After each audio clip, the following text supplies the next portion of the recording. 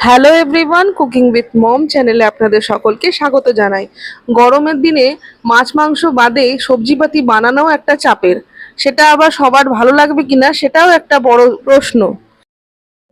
তাই আজকে তৈরি হচ্ছে মোচার একটা দারুণ রেসিপি, যেটা স্বাভাবিক ঘন্টর থেকে এত সুন্দর হয় যে মাছ মাংসর স্বাদকেও হার মানিয়ে দিতে পারে। এই রান্নাটা অবশ্যই আপনারা ট্রাই করতে পারেন। হ্যাঁ, মোচা বাছার একটা ঝামেলা আছে, সেই প্রসেসিংটা আমি আর কমাতে পারবো না।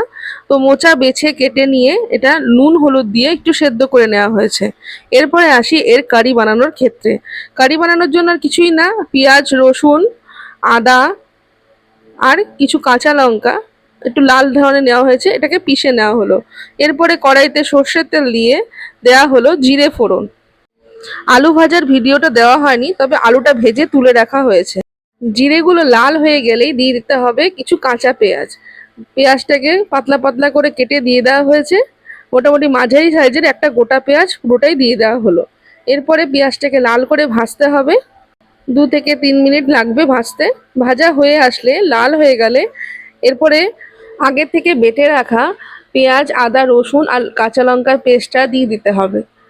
দেওয়ার পর আর কিছুই না, খানিকক্ষণ নাড়াচাড়া করে নিয়ে এর মধ্যে কিছু গুঁড়ো মশলা অ্যাড করতে হবে। যেমন প্রথমে দেওয়া হলো ধনে গুঁড়ো, জিরে গুঁড়ো 2 চামচ, আর হলুদ গুঁড়ো, সাথে একটু লবণ স্বাদ অনুযায়ী।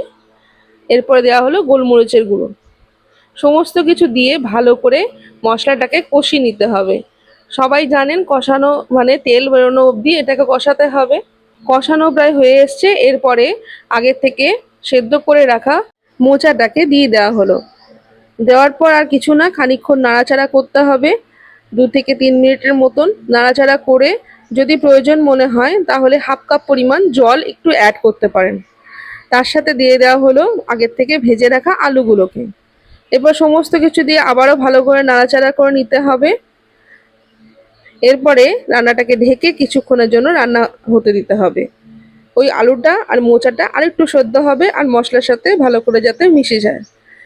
5 থেকে 10 মিনিট কম হিটে রান্না করার পর মোটামুটি রান্নাটা হয়ে গেছে। এরপরে গরম মশলা ছড়িয়ে দিয়ে আবারও খানিকটা নাড়াচাড়া করে জলটা শুকিয়ে নিতে পারেন যদি ইচ্ছে হয়। তবে এরকম ঝোল ঝোল থাকলেও খেতে খারাপ হয় না।